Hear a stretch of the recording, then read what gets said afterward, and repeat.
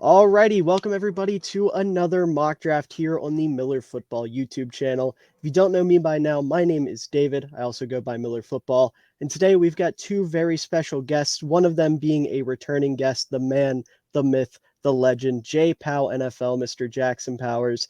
And then there at the bottom, you can see the man that is behind all of the wonderful thumbnails we've had on this channel. And that is Cole. Again, the man, the myth, the legend. So before we get into this, fellas, how are we doing today? I'm doing good. I've had a pretty relaxed Sunday so far, um, and I am basically at the point where I can't wait for the draft any longer. Every year, me and my friends do this tradition where people will come over to my house. Everyone wears a jersey of their favorite team, and on the back where the nameplate is, you duct tape over it with the prospect that you want. And it's just it's a fun little tradition that we have, and I'm so excited for it. I can't That's wait for the sick. draft anymore. Yeah, it's so Yeah, who's cool. going to be on your jersey this year? I think so. So me and another there's one other Seahawks fan Okay. coming, and I think he's gonna be rocking Richardson, so I'll probably be rocking Carter. Oh, okay. Yeah. So Valid. yeah. I like that. And Cole, how are Yeah. you doing, Cole, how bud? you doing? I was doing good just until about 30 minutes ago when the Grizzlies gave a 15-0 run to end the game. And then Ja Morant went out. So I was doing good until then. But, I'm still fine. The draft's here in a couple weeks. My team doesn't have a first round pick, so I just get to enjoy it. So, yeah, doing Yeah, good, though. Doing good. for Somewhat. sure, Yeah. for Your team's sure. had a rewarding enough off season. Yeah, didn't they just sign somebody? The son, Robbie Anderson. You mean Chosen Oh, Anderson? sorry. Chosen. Chosen Anderson. Yes. He's your boy now. You got to get his name I right. guess so. I guess so. They're also in the market for Dalvin Cook if he gets released. Yeah, So I hope that happens. I know he kind of fell off last year, but I don't want to see him try to come back as a Minnesota Viking. yeah, Yeah. He That scares offense me. needs a real running back option. Yeah, like Ty Chandler, UNC legend. yeah. Oh, the king. My king, my Former glorious king, Ty Chandler. UNC legend. Um, all right. So are we gonna do another what we would do, or are we trying to do this predictive, or what's the vibe gonna be? We I didn't think discuss this. predictive, I would Okay. say. Okay. Yeah. Sounds All good. right. That'll be different. This will be the first predictive mock we've done here then. So without further ado, we can go ahead and jump into it. Jackson's on the clock with the first pick for Carolina. Cole is on the Oh, I clock. have Cole. the Fuck! Ah. I have the first pick. Yeah, Cole's on the clock with the first pick for Carolina. All right, so this would be the same pick either way, if it was predictive or what I would do. It's gonna be Bryce Young, quarterback Okay. out of Alabama.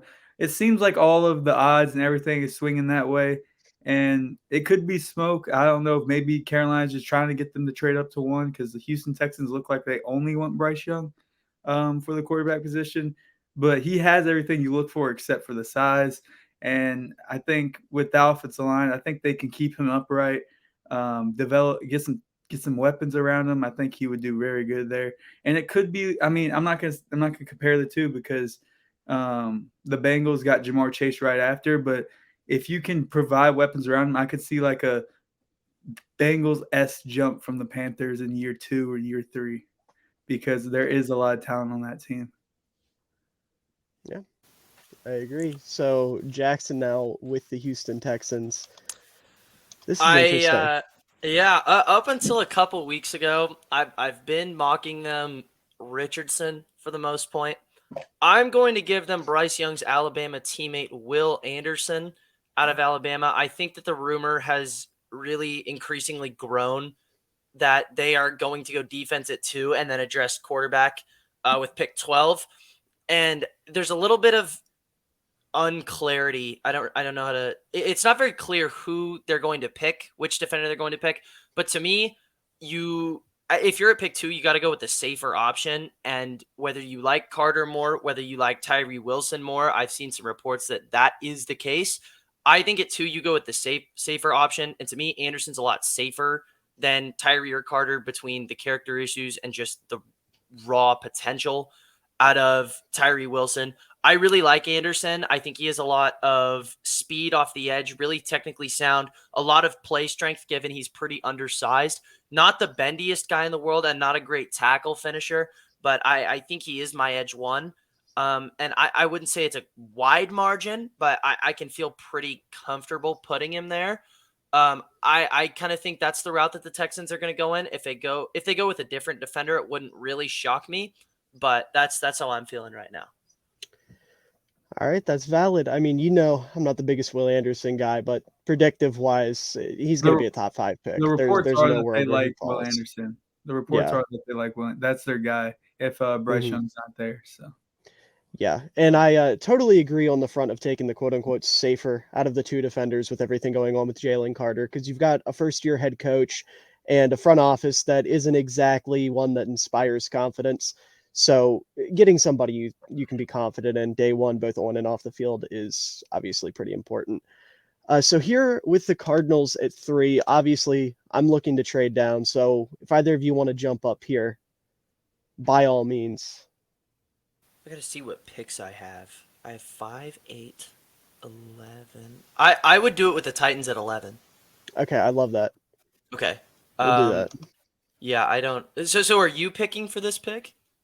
No, you can pick for the pick you're still picking for the Titans. Yeah. Okay. Yeah, I'll let you figure out. Do we have to figure out like real capital, or are we just gonna try and get it through? We're trading. We're just gonna get it through. Yeah. We don't know the real capital of sounds the good. trades either way. The trades are always weird in the NFL. Yeah, yeah. Okay. Okay. So Well, hold on one trying to figure second. this out. Yeah, we're gonna have to stop for like a moment so I can switch how I'm streaming this, so I can actually move up and down on the screen. I didn't realize if I just did the window instead of my whole screen, it would be goofy like that. But it'll just take a second to fix. Unfortunate. Yeah. The window looks a lot cleaner too. That's Yeah. definitely an L. Mm-hmm. Now you're gonna have to look at my ugly taskbar down at the bottom, unfortunately. Man, hate to see it. Whoa. All right, here we go. Okay, there we go. All right. Okay. So, yeah, I will let you. Is it just me or did we get bigger? I think we got smaller to me. I think we got bigger. All right. So, like we said, we're going to be trading. Titans are going to be. Fuck. Let me try that again. So, after fixing some technical difficulties, we already said the Titans are going to be trading up to 3. Jackson, do you have a trade package here in mind? I don't. I honestly, if you want to throw Derrick Henry in there, I would not be shocked if that's the direction they go. If you're a rebuilding team and you can get that much capital out of a running back, it's a real need for the Cardinals. I wouldn't be shocked if that's a legitimate part of the package. But in terms of like real specifics, no, I don't have anything planned like that. That would be crazy. Because truthfully, unless we're throwing pick 41 in here, it doesn't matter. Mm-hmm. Is that something we want to do? Do we want to throw pick 41 in here, or we? I think you keep it at first and Derrick Henry just for the sake of like I think that looks good. Oh jeez. I gotta do it the other way around. Yeah. Sometimes it doesn't go through on both ends. I would be shocked if this doesn't go through this way. There we go. Nice. All right. Nice. Titans at 3. What are we doing, Jackson? Titans at 3. They're going to be looking quarterback at this point, and they are going to select CJ Stroud. The reports are that he is their quarterback 1, and I don't know how much stock we really put into that. I like Stroud. I think he's my quarterback 1 by a very, very thin margin. I think he has probably the least question marks out of anyone in this class. His pinpoint accuracy is incredible. I think he's really strong pre-snap. And obviously that Georgia game did not hurt his stock. He really showed that he does have that second gear of second reaction throws, being able to escape out of pressure and still make something happen. That was a flaw that we really didn't see out of him until he faced the best defense in the nation. No better time to showcase that. He really balled out. And I think he does have more ability than he truly displayed for almost all of his time at Ohio State. I really like CJ Stroud. I wouldn't be surprised if they look for a little bit more athleticism and go Richardson. But I think CJ Stroud is probably the safest option. And if you're in a rebuild, you need to hammer down that quarterback. That's what I like for the Titans. For sure. For sure. All right. So then that leaves Cole with 1 quarterback, or I guess 2 quarterbacks on the board here at 4 with the Colts. So there's a difference of who I would take, and there's a difference who I think they're going to take. Personally, Okay. I would take Anthony Richardson, but I think they're going to go with Will Levis here. Every report I've Ooh, seen is that they're in on Will Levis Interesting. and they like him. I mean, and there's stuff to like about him. I'm not the biggest fan about him, but I had to go and defend him on Twitter the other day whenever someone was trying to talk to me about Hendon Hooker. Um, Someone said, "How is Hendon Hooker a first-round talent, but Will Levis isn't?" Well, Hendon Hooker doesn't have a cannon for an arm like Will Levis, and Will Levis had nothing around him whatsoever. So, like I said, I'm not the biggest fan of Will Levis, but you got the cannon of the arm. He reads defense as well, despite making a lot of dumb mistakes. And a lot of his turnovers came whenever his team was already down. He was just trying to make plays. So I think he's actually going to end up having an easier job in the NFL. I know it's weird as it is to say that, and I think he will actually be better than the consensus is around him. And it just fits what the Colts like at quarterback. I was really leaning AR towards this pick because of Steichen and Jalen Hurts, but Steichen also helped develop Justin Herbert his rookie year, and Will Levis kind of mirrors Herbert in a way, especially coming out of college. It definitely mirrors a little bit. So I'm gonna go Will Levis 4. interesting. Don't hate it, I like but it. yeah. I don't either. Yeah. All right. Pick 5. Mhm. I do think there are going to be teams that are pretty aggressive with trying to trade up here. Mhm. But I do think Seattle's going to stay at pick 5. I think they're going to stay and pick Jalen Carter, the guy that I want to end up in a Seahawks uniform at the end of the day. I think he is the best player in this class, even with all of the character concerns and all of that. He is a freak athlete. He offers so much versatility on this defensive line. And if you just pull up Seattle's roster right now, this defensive line is in shambles and it's nowhere near midseason form. There needs to be some pretty hefty moves made if Seattle's going to actually be competitive on that front. And I think Jalen Carter, Draymond Jones, and whoever they have at their nose tackle at that point, that's actually a pretty scary 3 pass rushers, along with For Nwosu sure. and Taylor off the edge. That's going to be a pretty big improvement in this defensive line, assuming everything gets cleaned up schematically. I really like Carter. I do not think he falls out of the top 5, even with all of the stuff going on around him. His talent is just through the roof. To me, he's by far the best player in this class. And I think once he gets to Seattle at 5, he's not going to be on the board anymore. So that's who I have grabbing him. That's valid. I mean, yeah, the best defensive player in the class, I think, by a pretty decent margin, going to Seattle, like you said, making their front 5 absolutely horrifying. So with Detroit here at 6, it's a bit of an interesting situation because, like you said, I'm sure if teams are trying to trade up to 5 with the Seahawks, the same thing is going to be happening with the Lions here with Anthony Richardson. But I almost don't hate the idea of the Lions taking Anthony Richardson themselves because Jared Goff, as okay as he was last year, he's not your guy long term, or at least shouldn't be. And Anthony Richardson is a guy that's obviously not going to be able to play right away. He can, benefit from sitting behind somebody for a little bit of time. And you've got Lions offensive coordinator's name is completely escaping me right now. Someone help me out here. Is it Ben Ben Johnson? Johnson. Yes, Ben Johnson. There we go. Yeah, you've got Ben Johnson, who has already proven to be like a really good offensive mind. I don't know how he is on the quarterback development front, obviously, because we haven't seen him be put in a position where he had to yet. But I do think it would be something that is at least worth considering. That being said, I think instead what I'm going to do is I'm going to stick and pick the Lions, or, I was going to say but the Lions just traded away Jeff Okuda, and they do not, have a replacement for him. They brought in Emmanuel Mosley and, good Lord, other corner. Jesus. Sutton, Cameron. Yeah, Yeah. Cam Sutton. Yep. So you've got 2 solid corners there. And there's a guy sitting on the board here that, in my opinion, is a borderline blue chip corner prospect. And I think he would be a fantastic fit for the Lions. Well, maybe not actually, I don't know. Because now I'm thinking about it, there's a guy that's a better fit, but I don't think is quite as good. That's I think I know What exactly what explains you. the I better actually fit? Miller. I actually mocked. I did a mock earlier this morning, Uh-huh. I had Houston trading up with them and then followed the exact logic that you were thinking right now. I think that's a Yeah, really good train of thought.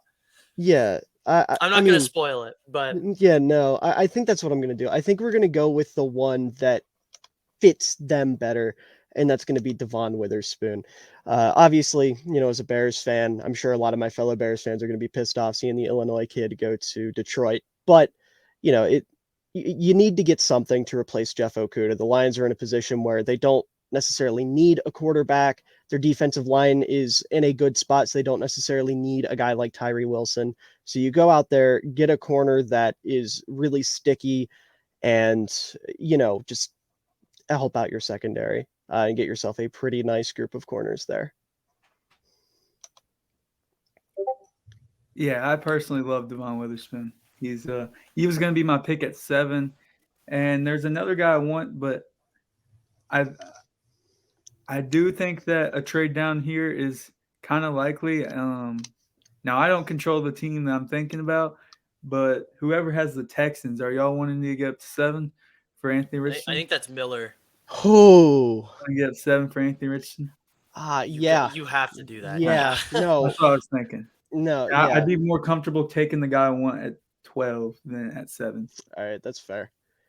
Yeah, no, God, I don't know why I didn't think of that right away. I didn't I, realize I had the I was Texans I at was This that. trade waiting also for it. makes my Miller. What I so I actually like what I was saying. I probably shouldn't have said it so early on. I Uh-huh. made a mock this morning, and it was Detroit, like Houston trading up from 12 to 6, Hmm. and then Detroit trading back up with the Bears from 12 to 9, and then grabbing Witherspoon.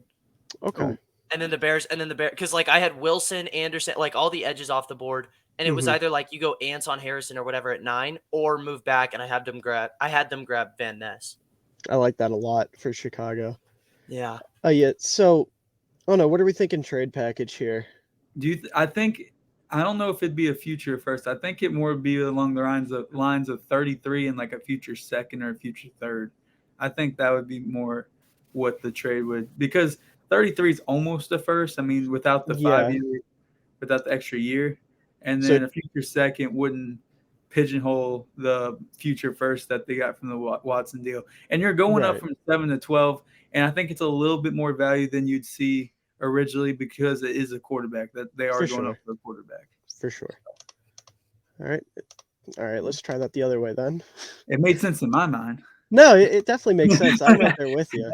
The simulator doesn't agree with me, but Yeah, the simulator doesn't agree with anybody, I'm afraid. simulator's very stingy. I hate that you can't like force a sim pick.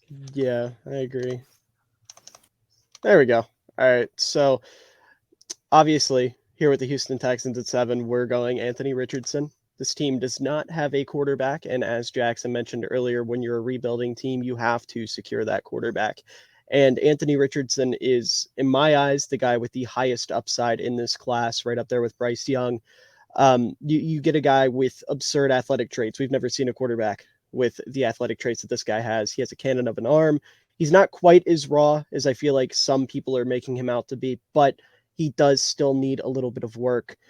So I think this is a great fit for Houston. You not only secure a guy who can potentially be the cornerstone of your defense, but you also go out and get your potential franchise quarterback all within the top 10 picks. I like it. I like it. At pick 8 with Atlanta, I've entertained a lot of trade downs because I feel like most of the time that the board rolls out to me, I feel like they're better either trading up or trading down. I don't usually like them sticking at 8. But at this point, Miller kind of entertained it earlier. There's a borderline blue chip prospect on the board. And I think if you're Atlanta here at 8, you have to take him off. I'm going with Christian Gonzalez out of Oregon for them. I might have even talked about it on here before. When you listen to the discussion of like the blue chip prospects in this class, it's always Carter and Anderson. Bijan gets thrown into that conversation sometimes. I think Christian Gonzalez belongs in that conversation. This is by far my cornerback one. His hips are absolute butter. His ability to flip his hips is crazy. He's long, he's fast, checks every size box. Yeah, I have very little concerns with Gonzalez. I think he can fit in basically any coverage, and him and AJ Terrell are going to be a scary, scary cornerback duo in the league for years to come. So I think this is a pretty easy pick. If he's on the board at this point, you pencil him in. Christian Gonzalez to the Atlanta Falcons. Don't forget Jeff Okuda. And Jeff Okuda's there too. Yeah. Jeff Okuda's a depth piece. He's a special teamer. Nah, Jeff Okuda was awkwardly like the best cornerback for like the first 2 weeks of the season last year, and then until DK had something to say about it. All right. Well, here at pick 9, my job is pretty easy. In real life, Chicago has to go BPA. This is, again, another team that's rebuilding, but thankfully they're in a position where they hopefully have their quarterback. So you're just trying to build up the team around him as much as possible. You do not want to draft for need. It's a terrible, terrible idea when you have as many holes as the Bears do. And Ryan Poles last year made it very, very apparent he wants to draft best player available, situations where he passed on George Pickens for DBs and people freaked out about that. But he had Jaquan Brisker and Kyler Gordon higher on his draft board. Makes sense. So top guy on my draft board and apparently on Pro Football Network's draft board is Tyree Wilson, and I think this is the perfect fit for Chicago. First of all, pass rush in Chicago last year was non-existent. Their top leading sacker was Jaquan Brisker, who, again, was a rookie safety who had 3 sacks. The Bears have already done an okay job kind of patching up the depth on the D-line, but you need to get a guy who can come in and not only serve as an immediate impact, but long-term have that alpha potential to be, one of the top edges in the class. And I think Tyree Wilson's ceiling is through the roof, thanks to some of his physical traits. Dude who is, just massive, both in terms of frame and wingspan. I think his wingspan is like an inch shorter than Giannis Antetokounmpo's, despite being like half a foot shorter, which is absurd. And the Bears are already saying, the defensive players they want, or specifically the defensive linemen they are targeting strength, length, and tenacity, and I cannot think of 3 words that better describe Tyree Wilson. Now, sure, he's going to have some issues right away in the run game as he's not the most disciplined guy in the world, but Matt Eberflus has already shown that discipline is big for him, so he'll be able to iron out some of the kinks and turn Tyree Wilson into, I've said multiple times, my top edge in the class with just, I don't know. I just love Tyree Wilson. I'm stuttering because I can't fathom how amazing this would be for Chicago at 9. I realized when you got the pick at 9 and I saw him on the board, I knew it was history from there. No, I mean, if I'm Ryan Poles in that, if I'm Ryan Poles in that moment, I'm running that card up as soon as I'm on the clock. I'm not waiting or thinking or doing anything. He's easily the best guy right here. The Eagles at 10 have such a good roster, and they somehow brought Slay and Bradbury back when no one thought they'd at least bring Bradbury back. And then Slay was released, and then he wasn't released. And then, I don't know. There's a lot of interesting picks here. I like Bijan, but I don't know about at 10. Even though I think he's a top 5 player in this class, I don't know about 10. I'm going to go with – we're going to go – you went with your favorite player in the draft. I'm going to go with my favorite player in the draft. Brian Branch, safety. They lost Chauncey Gardner-Johnson, and he was very good for them when he was healthy. Now you stick one of the smartest players in this draft in there. He doesn't have the size necessarily you look for, and his testing numbers weren't elite, and maybe that leads to a fall. I don't think it should. He's a top 10 player. I think he's at 8 on my big board. He's so instinctual. He packs a punch, and he just doesn't miss doesn't miss tackles. We're talking about Will Anderson not being able to finish tackles. Well, apparently them two are best friends. I don't know why Brian Branch and Will Anderson aren't getting in the lab, showing him how to tackle, because Brian Branch does not miss tackles whatsoever. I think he missed 3 his whole career at Alabama. His ball skills have been developing ever so slowly, but he's getting there. His last year was his best year. When it came to ball skills, and he's just such an instinctual player. Man, there was a long time I wanted to give him the blue chip label. I didn't, but I wanted to, just because I think he's that special player. He's my favorite player in this class, and yeah, it's a perfect fit at 10. Yeah, awesome. I think it's one of the very few needs on their roster. I think it's a good pick. Pick number 11. Not a conventional pick, but this is someone that for the last little while I've been guaranteeing you this guy is going to be a major riser in the draft. And that's I don't know how to say his first name. Miller, you're gonna have to remind me. Do you know what I'm talking about? Adetomiwa Adebawore? Adetomiwa Yes. Adebawore is who I Ooh. am going with at 11 here. I promise you, he is going to go a lot higher in this draft than a lot of people are thinking. And my logic for that is look at last year's draft. There wasn't a ton of top end talent, but there was a lot of guys that you would feel going comfortable with at number one. Aiden Hutchinson, Kayvon Thibodeau, Sauce Gardner. All of them were like, yeah, I could see them as the number one pick. Late in the draft process, who was it who was rising throughout the entire thing, who ended up being the number one overall pick based on pure athleticism? That's Trayvon Walker. And Adebawore has a very similar athletic profile to him.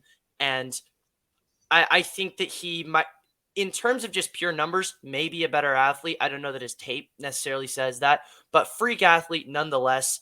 I think he's a really strong player, needs a little bit of development, but I think he's more he's further along in terms of production than Trayvon Walker was coming out of college. Mm-hmm. This is a guy, like, the more I think about it, the lower I get on some of these edges like Van Ness and Nolan Smith and Murphy. I think Adebawore is going to be one of the first edges off the board. I can guarantee you he's going to be a day one pick, and I would not be surprised if he goes in the 11 to 15 range. That's kind of where I'm mocking him right now. A little bit of an unconventional pick, but like, this is a guy that you should be buying his stock right now. I absolutely love the pick. I do too. Fantastic pick. I just want to make it known real quick. Technically speaking, I was supposed to take this because of the trade, but I'm glad you took it because I would have never thought to go Adebawore. I'm so sorry. No. I totally forgot. You are good. I'm glad you took it because I would have never thought to go Adebawore, and I love that fit just because of how devoid of talent Arizona's defense is.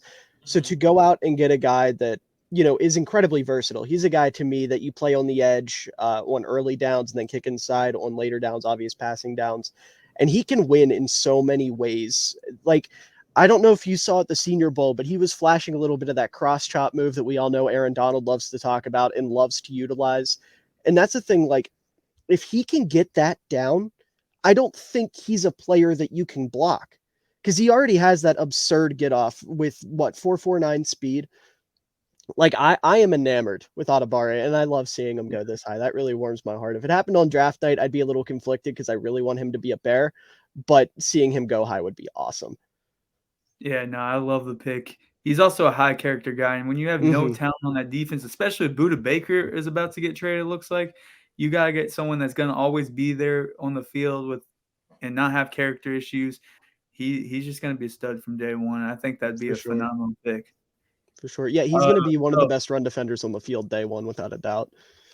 So I'm back up at 12 after the trade down. And the guys I still think the Raiders should take here, and I think they will. I think they will, is here. And this is why I trade down, because I don't feel comfortable taking him at 7. I do feel comfortable taking him at 12. That's Pierre Skoronski. He's the most technically – he's the best technical guy in this class.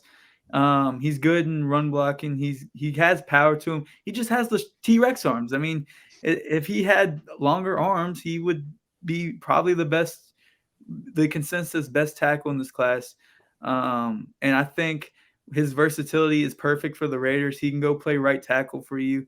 Or if he can't play tackle because of the T-Rex arms, he can play guard for you. They have no talent on the offensive line besides Colton Miller. They swung and missed with Alex Leatherwood a couple years ago. And I think you're getting, even with the T-Rex arms, I think you're getting a high floor guy. And that's what they need here. They don't need a swing and miss. They need a guy that can be there for the next 10 years. And I think Skoronski has the versatility. He's played everywhere on the offensive line since high school. So I think that would be a perfect fit for the Raiders at 12. I love that.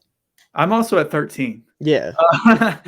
And the Jets are interesting because they're getting A-Rod. They're not getting A-Rod. I don't know.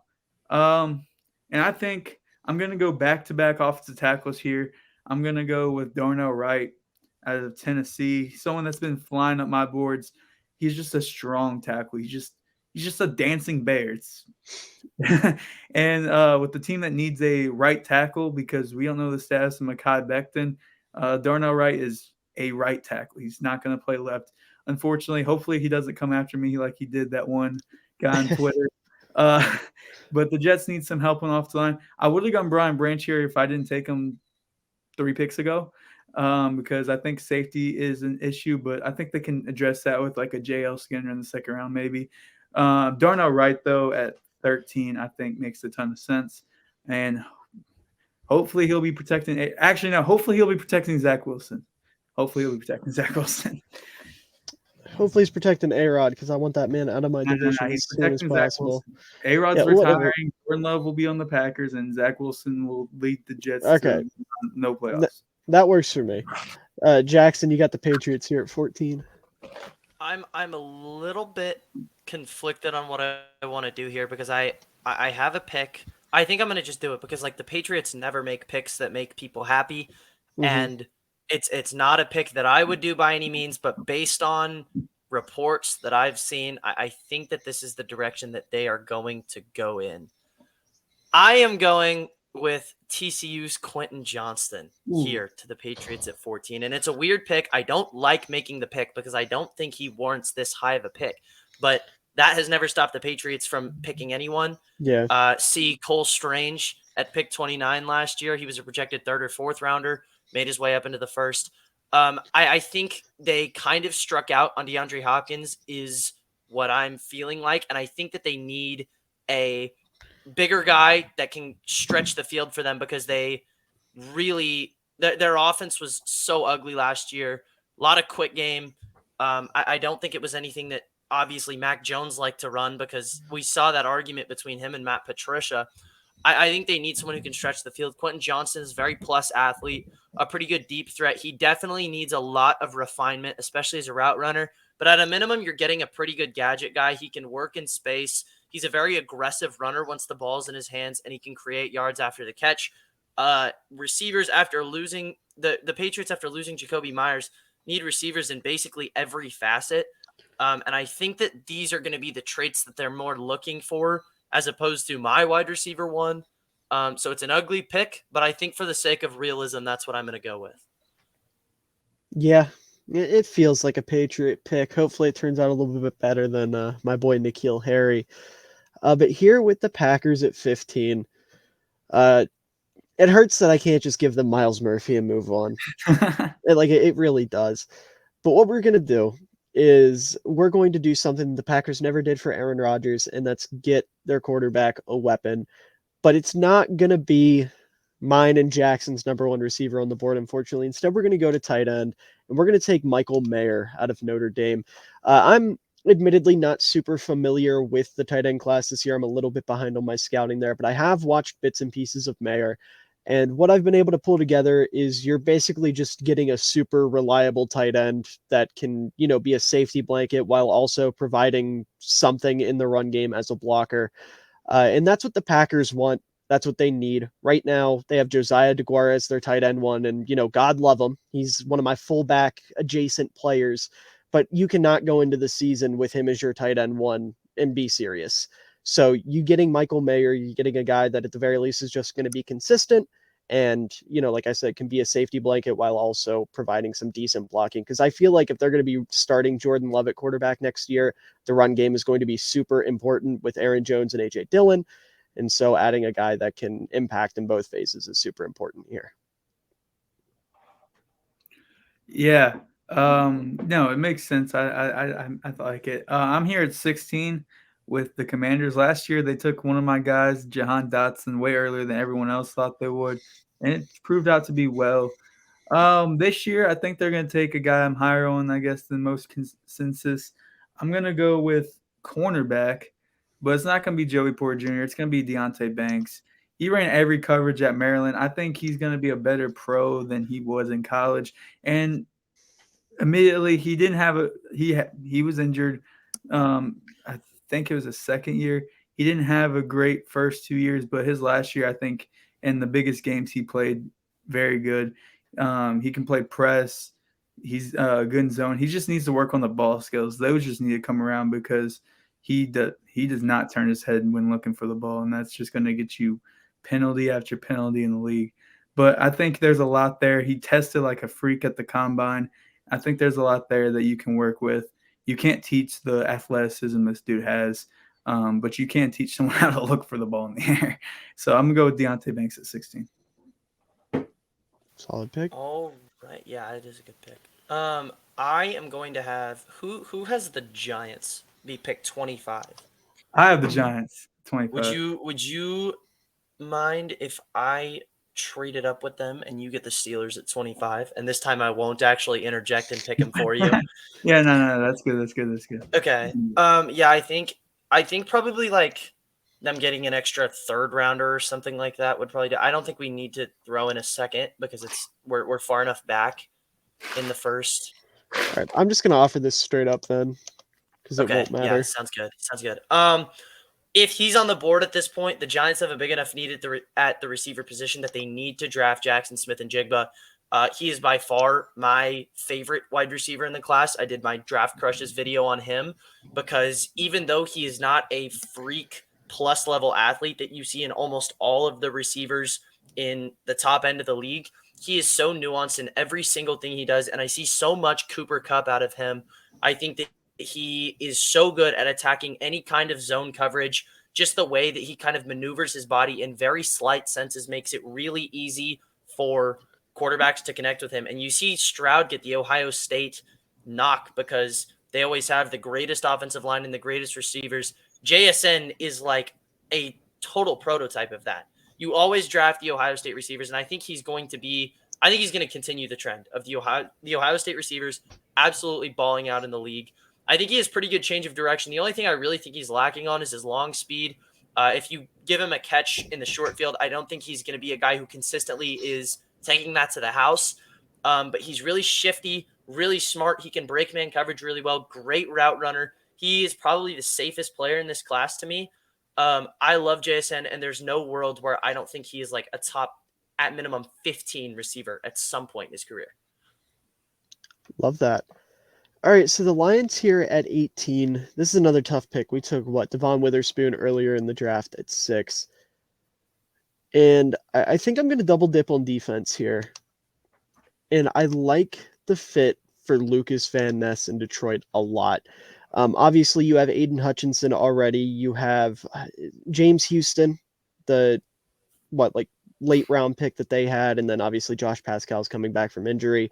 But Lucas Van Ness is a guy that you can kind of move across the defensive line. He's big enough, he's strong enough that if you want to kick him inside a little bit, you can. He also has that versatility to play on the edge. And if there's a player in this draft class that I could see trying to bite somebody's kneecaps off, I would definitely say it's Van Ness. This dude just brings a different level of aggression and strength and motor to the field, and I feel like that's a Dan Campbell staple. He's not the most refined pass rusher in the world, but I do think Dan Campbell and even Aiden Hutchinson will be able to teach him a thing or two once he gets to Detroit. So again, as much as I'd hate to go up against this guy twice a year, I think this is a great fit for the Lions. All right, I'm up at 19 with the Bucks, and I hate picking for the Bucks. It's not fun. Yeah, I'm glad you got stuck with it. But there is good news because there's a guy here that I did not think would be here at 19. Now, there was two guys I was between. One of them was Nolan Smith, and he's one of my guys. I love him to death. But with more of a need here and the fact that he's here, Paris Johnson Jr. is going to be the pick at 19. Now, he has some stuff to work on. But, I mean, you can't teach the build. You can't teach the size. You can't teach the athleticism he has. And he can play left tackle, and Tristan Wirfs can stick at right tackle, and he doesn't have to move. I think it makes sense to protect Baker Mayfield or future quarterback one, Caleb Williams for the Buccaneers. But, Paris Johnson – it was going to be Nolan Smith, but Paris Johnson's here, so I have to take him at 19. I like it. I have no idea how he ended up at 19. I didn't even notice that until we picked I didn't either. Okay. At pick 20, this is another guy that I think is going to be a riser and that I'm buying stock in. Seattle at 5 went Jalen Carter. I think they're going to double dip at the defensive tackle here, and I think they're going to take Mozzie Smith out of Michigan. They currently don't have a nose tackle. They have Brian Monet, but he tore his ACL at the second to last game of the season, and he's not going to be a contributor at all for us right now. I wouldn't be surprised if they made some other kind of move at nose tackle. Maybe they signed Poona Ford. They've talked about him playing over the head of the center. But I think this is the most serious option. I know that there's not a great trend with nose tackles playing well in their rookie year, but I don't care. I think this guy is a beast in the running game, and it's exactly what Seattle needs. In my evaluation that I made about him today, I said he has the size and flexibility that you can line him up over the center and have him two gap either A and feel great about it, or you can line him up at 2-eye technique, have him power step into the B, and he's going to clog up the run no matter what because he plays with great pad level, great leverage. He's so strong. He disengages with blocks very violently, very consistent tackler. He's the best run defender in this class. And you look at Seattle's run defense, it was abysmal, especially towards the back end of the season. I think this is a guy that they really need and someone that I wouldn't mind trading up for. I was a little worried that Miller was going to pick him at pick 18, but I think if he's on the board at 20, you should be writing in that pick pretty quickly, regardless of whether or not you're getting Jalen Carter, because he just fills such a massive gaping hole for Seattle that they desperately need to patch. Yeah, I like that. I was definitely considering him at 18. It's funny you said that, but I don't know. I just think Van Ness gives off more of the Campbell vibe. But here at 21 with the Chargers, I'm torn. There's two players I'm looking at here. And I guess if I want to be smart about it, I should probably go with the latter. So we're going to go with Zay Flowers here. Jesus. The Chargers obviously need some speed at the wide receiver position. And that's what he's going to bring. I'm going to be honest. Again, Zay Flowers isn't a prospect I'm super familiar with, but from everything I've been able to piece together, he seems to be pretty complimentary to both Keenan Allen and Mike Williams and adds that speed that the Chargers offense needs. Yeah, he was going to be my pick. He, my boy Matt, who's a Ravens fan, I'm friends with on Twitter. He loves Zay Flowers, so I was going to make him happy with that pick. But anyways, yeah, no, that makes sense. Zay Flowers, he reminds me of kind of like a Tavon Austin type, the way his ability to cut and just make people miss. I mean, he has great hands. There's some concentration jobs, but I mean, there's that with every receiver. He's got an ability to go up and get the ball too. I wouldn't say the numbers necessarily say that, but if you actually watch him play, I think he has ability, and he has a ball tracking that I really like.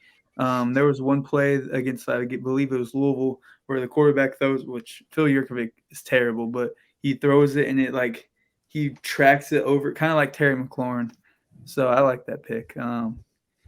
With 22 though, there's two players I'm in between here. Again, Nolan Smith is one of them, but ultimately I'm not going to go that way. I'm going to go with Joey Porter Jr. I thought he was going to go at 20 to the Seahawks, but he didn't. He's just a long corner. Now I do have questions about his overall speed and if he can match up with some of those guys, especially the guys in Miami on the outside. But the way he plays, he just presses people and just destroys them at the line. So if he can continue to do that, which I'm not saying he will, but if he can continue to do that, I think he's got a bright future. He's just a really long corner. He's got long arms. His fluidity is definitely not in the Christian Gonzalez level, nowhere close, but he's still got first round. He's still got a first round grade. Maybe not. I don't know if he had to get a first round grade from me, but he will go in the first round. He has a lot of stuff you can't teach. It's just about the athleticism and the fluidity if he's going to be able to stick with some of those quicker guys at the next level. All right. Miller, can you show me the board real quick, just like on the... Yeah. I think I have a pick here. Okay. Yeah, that makes... I just wanted to make sure there wasn't anyone else that I was, like, missing. I'm going to go with Nolan Smith here. I think that you really need to add defense if you're the Vikings. He was my edge number 3. And granted, there's a couple guys that I haven't watched that I would still like to get around to before draft day. But I love Nolan Smith. He tested in a little bit lower at the combine than I was hoping for. But that sub 4.4 speed, his incredible technique, and his ability to kind of punch above his weight, I think it absolutely warrants a first-round pick. I would pick him earlier, personally, if I was a GM. Mm-hmm. But I think him ending up to the Vikings at 23 is a really good fit. given that Zadarius Smith wants out, and I don't know that Danielle Hunter is really going to be there long term. You have to focus on that side of the ball, and he's probably the best guy available at this point in the draft. I think there is a lot of room for him to become a good pass rusher, and regardless, he's really good at, one gapping. He can fill a B really well. You can play him on your base downs despite his size. I love Nolan Smith. I think he fits really well with Minnesota and what they need to fill. All right. I'm going to be honest. Jaguars are not a team I'm super comfortable locking for. I don't know a whole lot about, what they've got going on up top.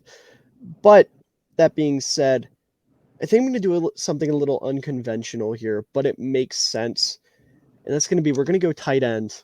I know I believe, franchise tagged Evan Ingram, so he's not going to be there necessarily long term. We're going to take Darnell Washington.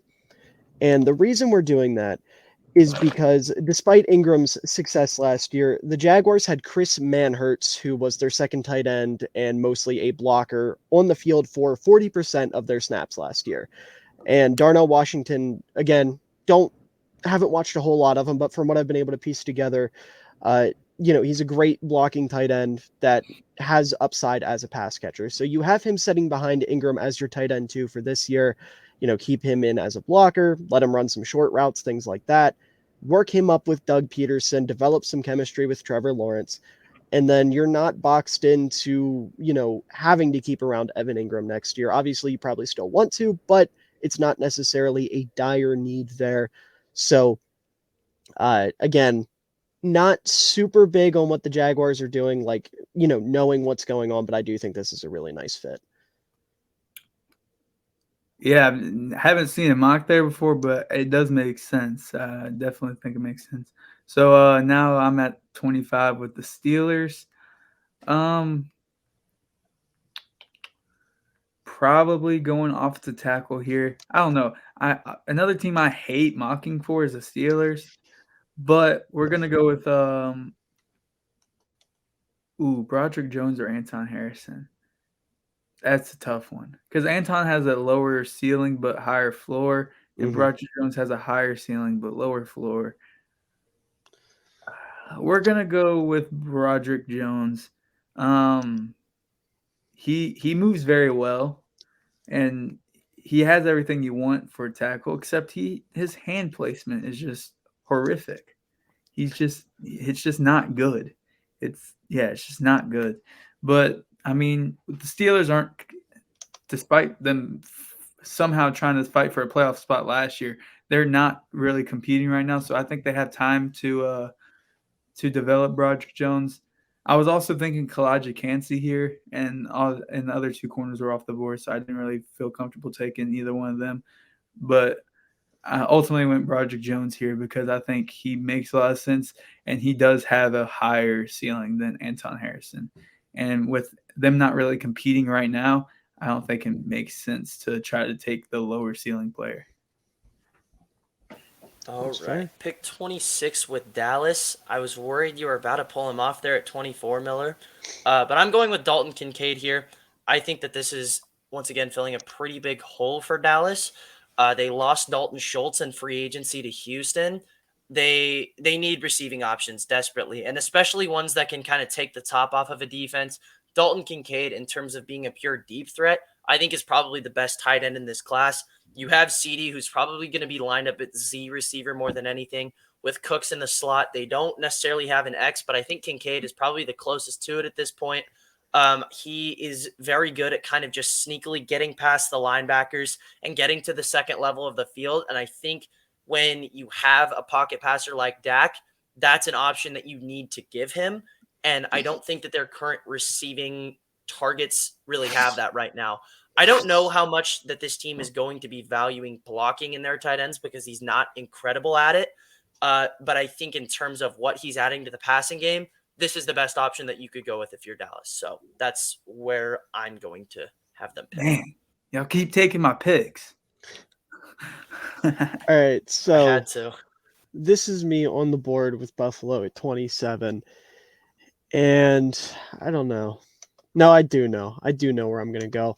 Last year, we saw the Buffalo Bills lose a playoff game because their run defense really fell off. Like, they could not stop the run at all in the playoffs. And when you have Ed Oliver on an expiring contract, their other defensive tackle, I can't quite remember his name, but he was hurt for that playoff game, and he's also on an expiring contract.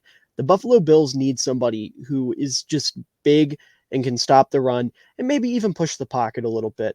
So I'm going to take a guy that I'm a lot higher on, it seems, compared to people I've spoken to, and definitely according to Pro Football Network, and that's Keanu Benton out of Wisconsin. This is a dude that, like I said, is just a massive human being who can move surprisingly well for being, I think, 6'4", 300 some pounds.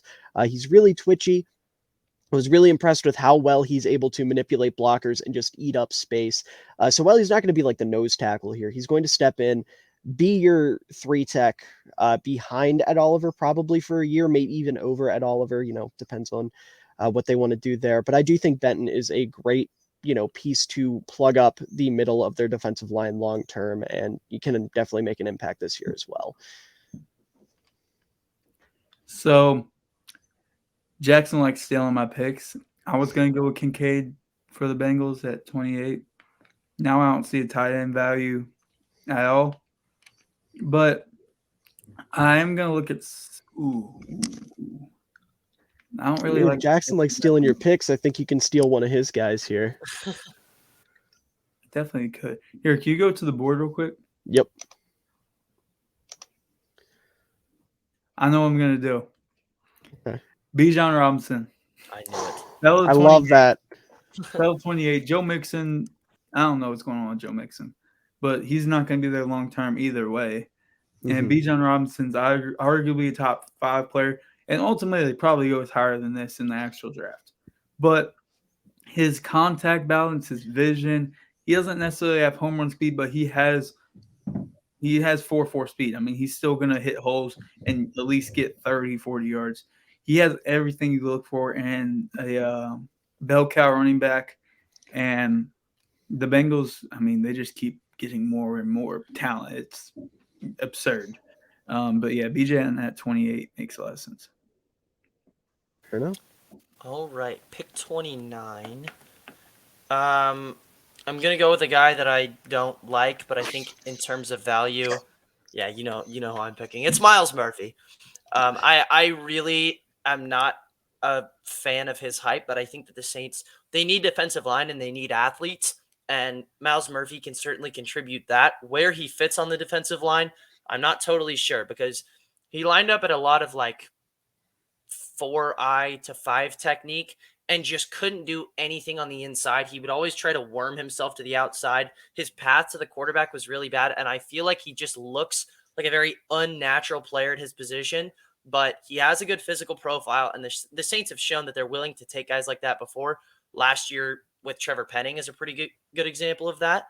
I don't know exactly what they want to do with Murphy. I think if you want to size him down and play him as an edge, I might see the vision a little bit more with that.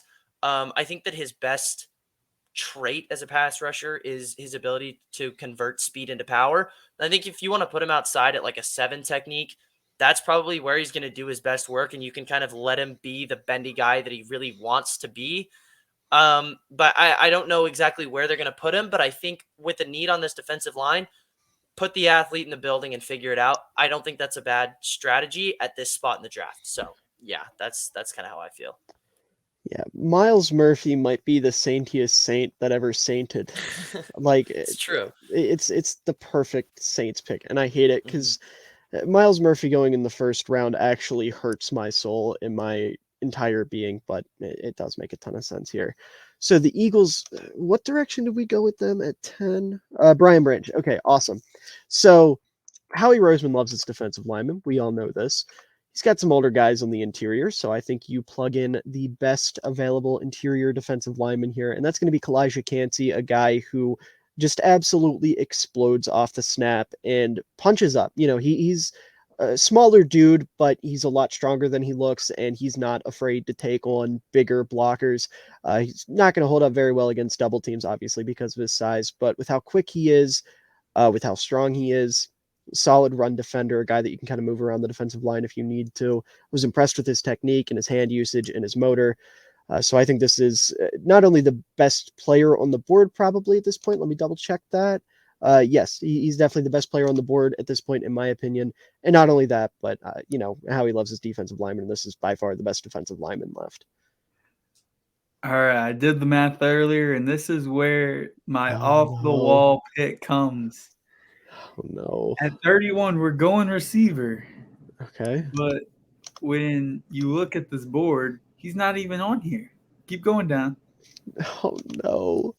Are you going Xavier? Going down. Keep going. Where is he? Oh God, he's way down there. We're going Jonathan Mingo. Now, Andy Reid apparently loves Jonathan Mingo. And if Andy Reid loves Jonathan Mingo will be a Chief. Now, it'd probably be in the second round, but I wouldn't put it past him to take him in the first round to solidify you get the guy. He compared him to A.J. Brown, who is also another Ole Miss receiver. He had very good testing numbers. He looked faster. He was faster on the 40 than I thought he was. I think he ran a 4.4. Him and Cedric Tillman are two receivers I actually really like in this class. Ultimately went Mingo because I think that they prefer Mingo. But I know it's off the wall. It's crazy, but, I mean, they need a receiver. I mean, they lost Juju. Is MVS your wide receiver one? Sky Moore didn't really provide much hope for year two. I mean, he might be good. Hopefully he's good because I was high on him coming out. But we're going Jonathan Mingo. He's got the build to be a wide receiver one. I think he's got all of the ability to be a wide receiver one. And, yeah, I like Mingo. All right. At pick 32 here, this is a guy that I really like, and I think the only thing that's limiting him from going in the first round is his size. I'm going to go with Cam Smith here out of South Carolina. They lost Sutton in free agency, and I think they need a cornerback that can play on the inside a little bit more. Smith, to me, is that. I felt really I really liked his game. I thought he was a very fluid player, good in man coverage. I just don't think he's going to guard those big and fast receivers at the NFL level on the outside very commonly. And so I think with the expansion of the passing game and how often that the nickel fronts are going to be used, I think Cam Smith is definitely going to get significant snaps. And when you do have to run base, I don't think you feel bad about throwing him on the outside, even from time to time. I like Cam Smith, and I think he kind of replaces a pretty valuable guy that they lost in their secondary this offseason. I think them kind of adding some depth and some youth at that position is not a bad thing at all. So that's what I like for the Steelers. All right. I like it. Okay, so the Raiders have 2 picks here, so we're going to trade down with one of these. Who has the next Bears pick? It would be pick 53. I have no idea if that's me or not. It would be 20 picks from now, so...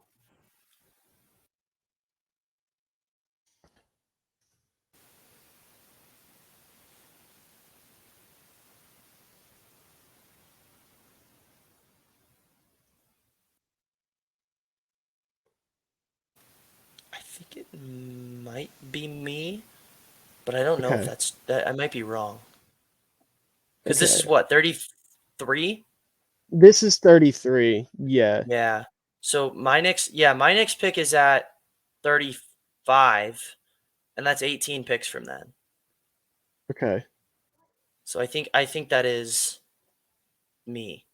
All right. Yeah, So, that is me. And you can okay. you can trade up. You Okay. do whatever you got to do.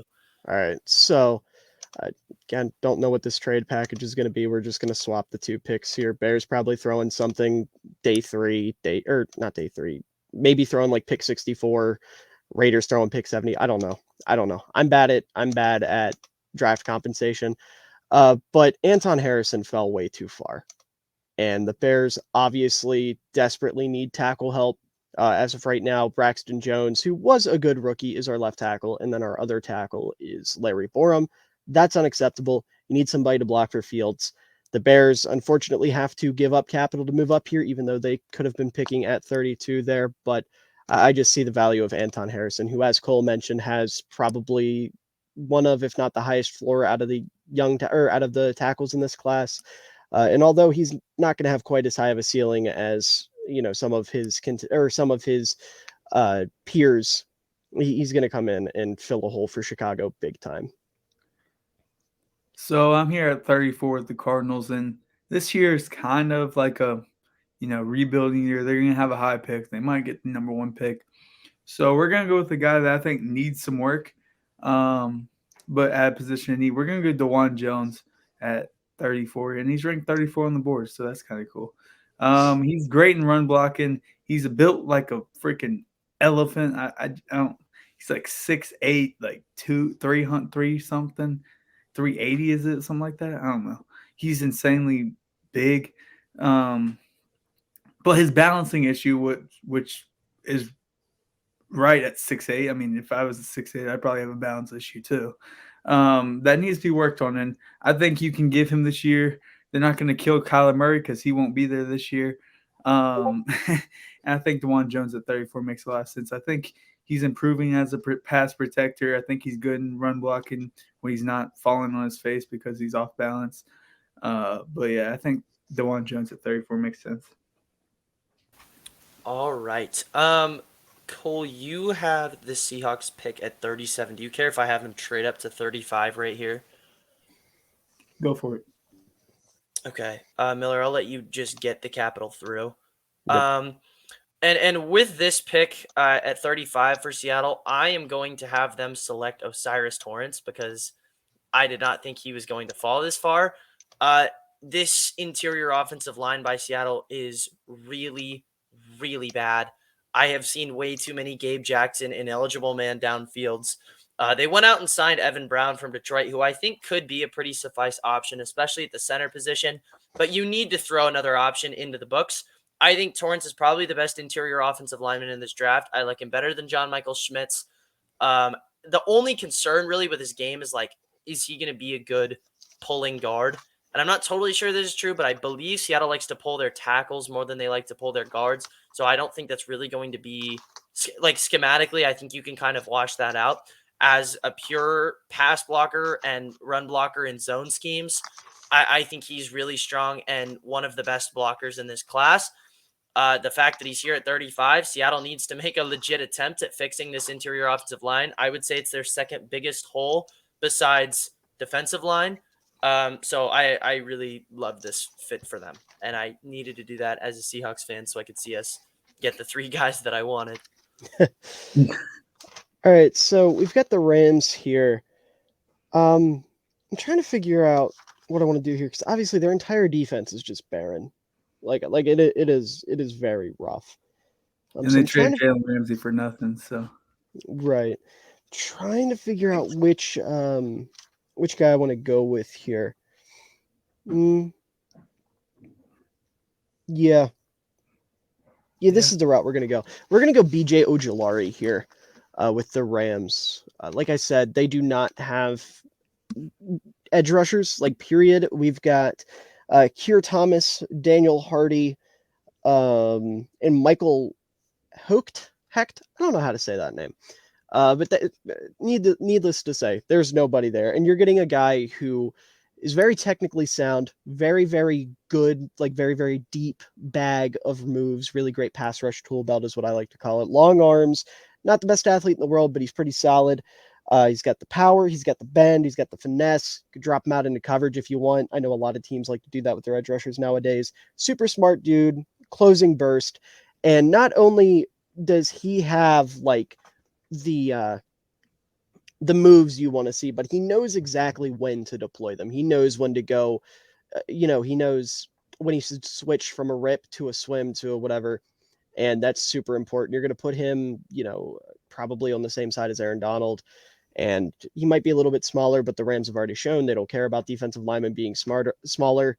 Prime example being Aaron Donald. So I think this is a great fit for them at 36. All right, so I'm back on the board, and the perfect player, perfect fit fell right into my lap. We're going to go wide receiver here. We're going to go Jordan Addison.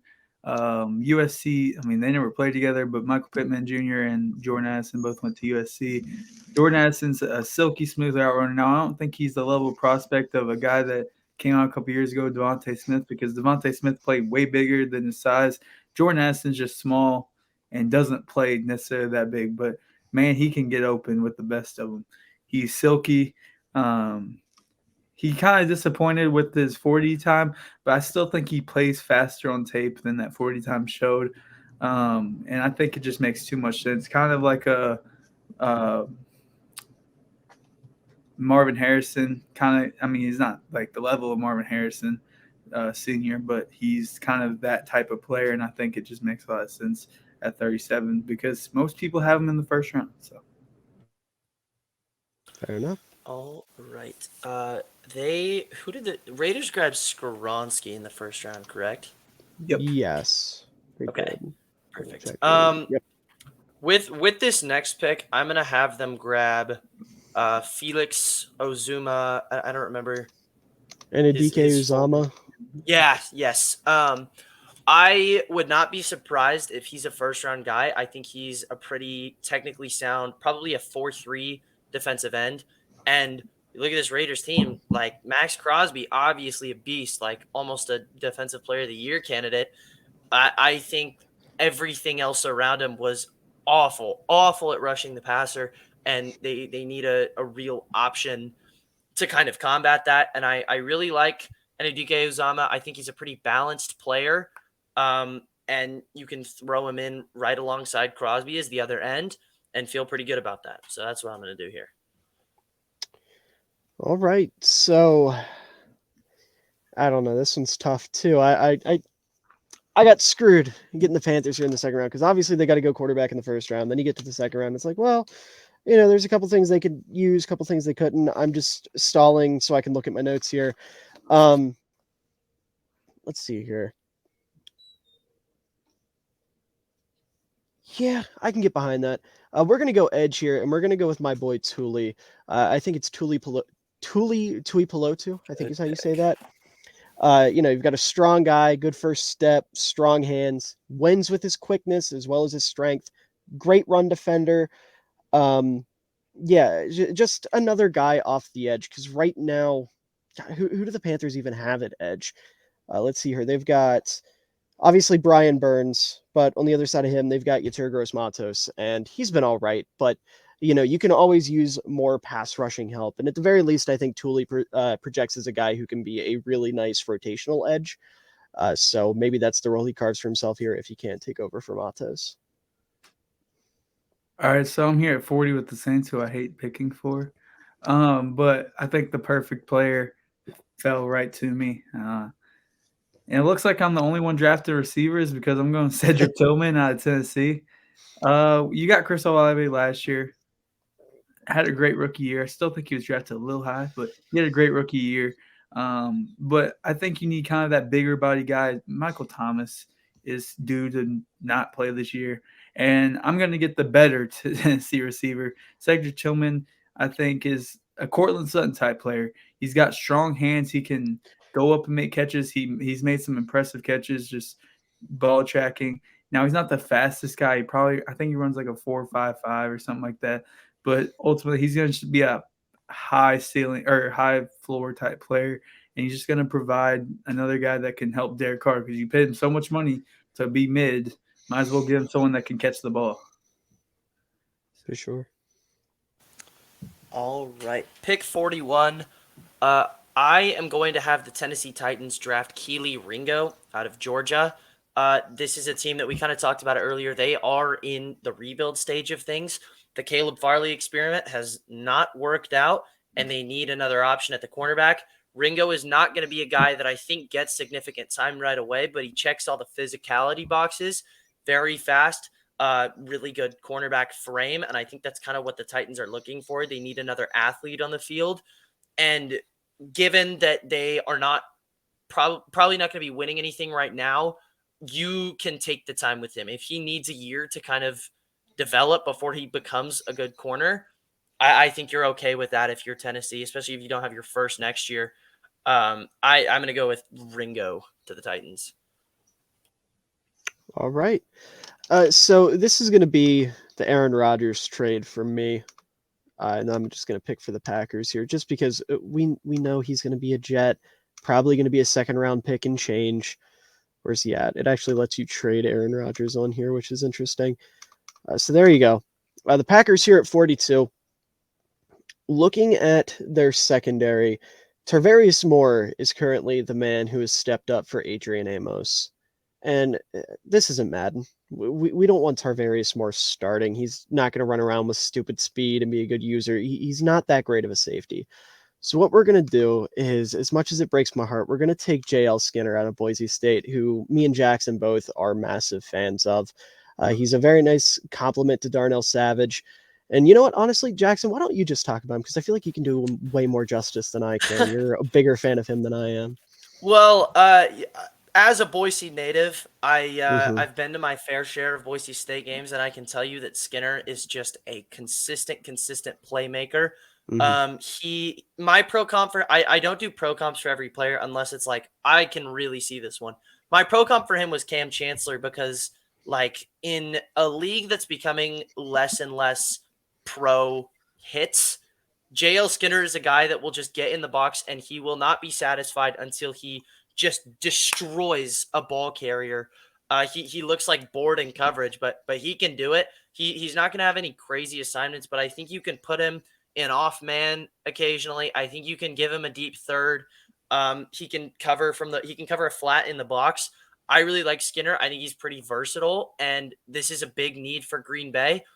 Getting the best guy on the board at this point, it's a really good pick. So Mm-hmm. yes, A plus out of my book. Thank you. Thank you. I'm Yeah, a and I pretty think just real quick, Cole, I just want to say I think Skinner fits in well with the little black Air Force energy they're trying to build on that Packers defense right now with Devontae Wyatt and Quay Walker both being willing to assault trainers. So while JL Skinner probably won't assault trainers because he's like not a piece of shit human, he'll assault your running back, which is close enough. All I'm right, sorry, I had to throw that in there. I'm at 43 with the Jets, Mm-hmm. and that was my pick. I'm not gonna continue the train of y'all just stealing my picks. That was my pick. I was just hoping I was writing it in my brain, but you took them. But I have another fit I think is nice for the Jets here. I'm gonna go with Brian Brissett at out of Clemson. Uh, he dealt with a lot. I was telling Jackson this. He dealt with a lot, especially his final year. He had the ACL his sophomore year. He was a highly touted guy coming out of high school. He was good his freshman year. He had the ACL sophomore year. And then last year, inconsistent play, but his sister passed away due to a fight with cancer, and he Mm-hmm. was still playing. And it just, I don't feel good enough to judge him off of that. He's a hell of an athlete. It's weird. I don't even really know how to describe him, but I think if you gave him time, and especially with Quentin Williams there, he doesn't have to do much. He's just gotta work on stuff really, and he'll be able to rush the passer from the inside. Um, so I think it's nice to pair him up with a guy like Quentin Williams, just to give him time. Really, I think, and they need some help on that defensive line, especially if Quentin Williams doesn't come back because I think he's looking for 2025. And when you're getting Aaron Rodgers, that's going to be a hefty price to pay. So it might be Quentin Williams last year as the Jets. So develop a guy that has the athleticism to be a really good player in this league. He just has dealt with a lot when he was at Clemson. So, former number one overall player, by the way. Yeah, I like For the sure. pick. Mm-hmm. Pick 44 here. Atlanta selected Christian Gonzalez in the first round. I'm gonna have them stay on the defensive side of the ball.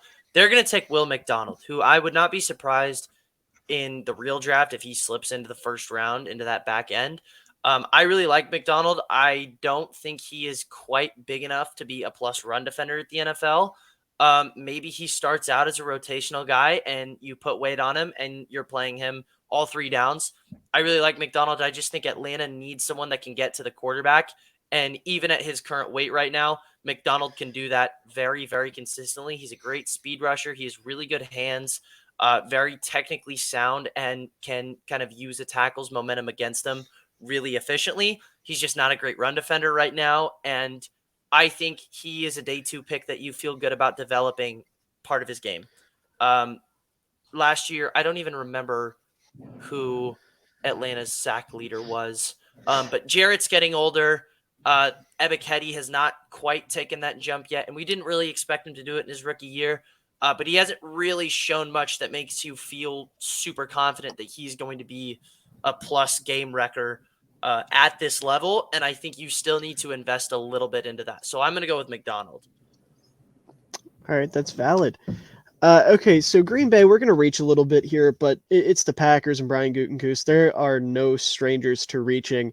This is the same team that drafted guy we talked about earlier, Josiah DeGuara, in the second round a handful of years ago, and I think everybody pretty much knew he was either going to be a bad tight end or an okay fullback, and that's kind of the role he's played for them. So speaking of positions that maybe aren't quite as sexy, we're going to go with Siaki Ika here at pick 45. They need a nose tackle. Currently, they have TJ Slayton in as their nose tackle, and he's just going to be a guy that's going to come in, eat up a lot of space, make Devondre Campbell and Quay Walker's jobs a hell of a lot easier when it comes to defending the run. My big gripe with him is his stamina, but as a nose tackle, it's not going to be the biggest deal in the world. He's going to be a rotational guy anyways. And I also think Ika could stand to lose a few pounds, but that's kind of nitpicking at that point. I just feel like if shit. Anyways. Anyways, I feel like if he lost a few pounds, it would help him a lot athletically, because I feel like there's some untapped potential there with his quickness and whatnot. And if I'm not mistaken, he did get a little bit bigger between his final 2 years at Baylor. So again, a little bit of a reach here. I'm not quite as high on him, but I think it's a good fit for what Green Bay needs. All right, I'm back up with the Patriots. They took Quentin Johnston earlier, and I'm going to go with a cornerback here. And I'm between two guys, but I ultimately going to go with Julius Brents. Very long, tall corner that I think that the Bill Belichick will love. And he showed us at the combine he's plenty fast enough. I think he ran a 4.5. He had a really good year at Kansas State last year. He's good in press. He's got long arms. And he can stay with people. I think he could slip into the first. I've been mocking him in the first. I don't think anyone else is, but I have. He's just a really long, nice corner that I think the Patriots will really, really covet. Julius Brents 46. All right. Just to double check, did the Commanders go Porter first round? No, Banks. Oh, yeah. Banks. Okay, so it was still corner. When I mock them, I either go corner or interior offensive lineman. And seeing that we went corner round 1, I'm gonna go interior offensive lineman round 2. I'm going to have them take John Michael Schmitz. I think he is the best center in this draft class. The only major concern I have with him is his age, but that's not something I care about as much for offensive linemen because they don't thrive nearly as much off athleticism.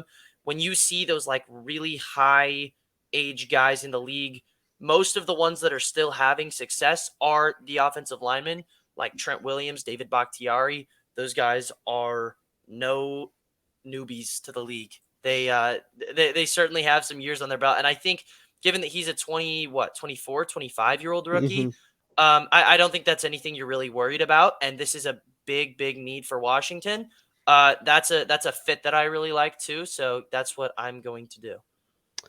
Yeah, when it comes to John Michael Schmitz, I saw a tweet today that pretty much summed it up pretty well. You're looking at probably the most technically sound offensive lineman in this class, and maybe the safest player overall in the class.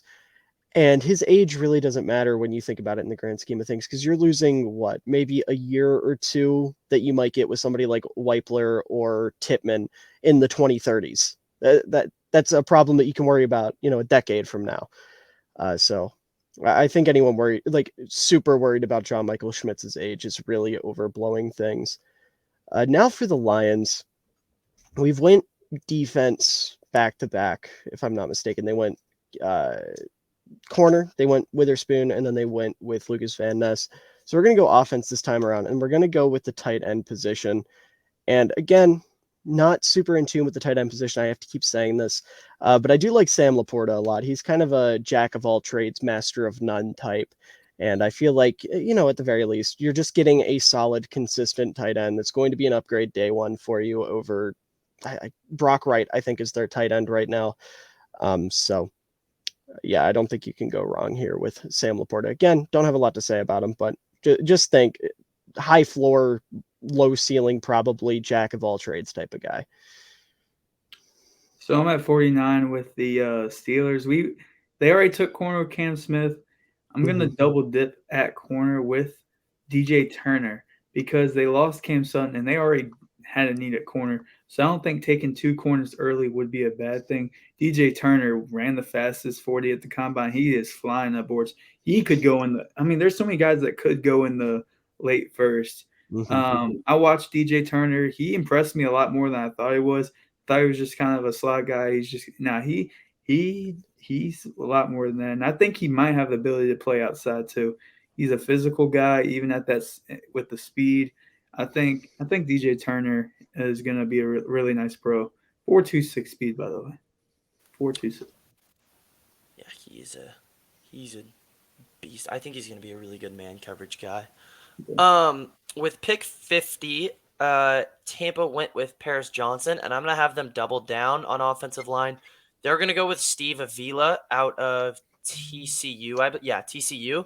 Avila is a very versatile guy, and you look at the weakness of this offense last year.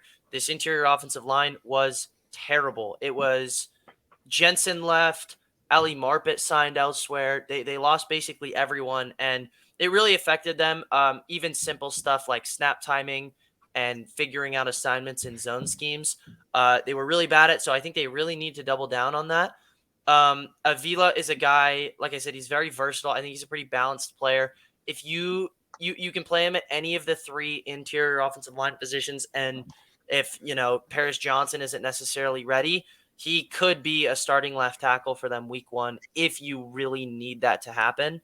I think this just gives them a lot more comfort in that area, so that's what I'm going to have them do.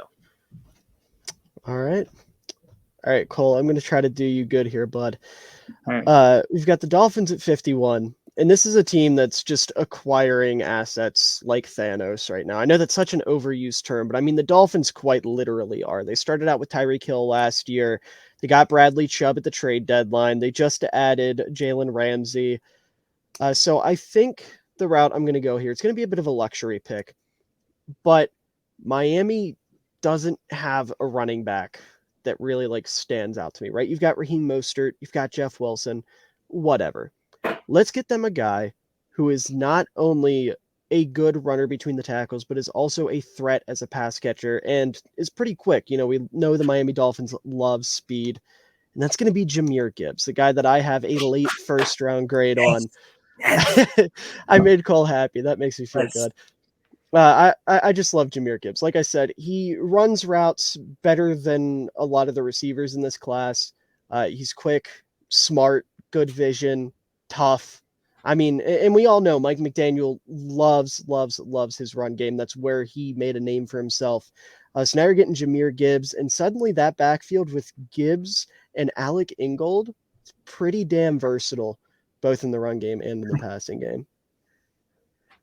All right, I love Jahmyr Gibbs, man. I mean, Alabama guy.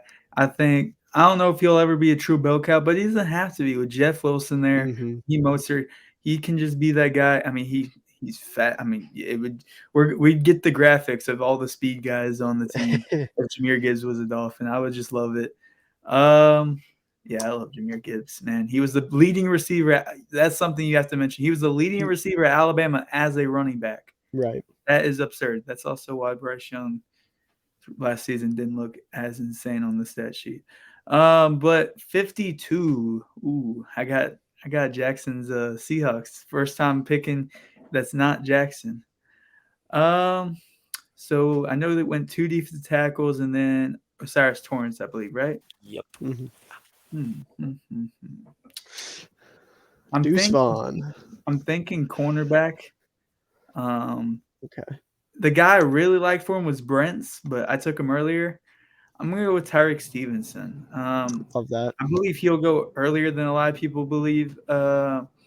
He did not have a good combine whatsoever, though. He had a horrific combine. But I still think he has enough talent to warrant a second-round pick.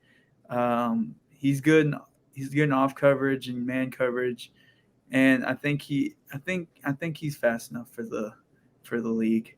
I was also thinking about Jatavius Martin here, but ultimately went with Tyreek Stevenson.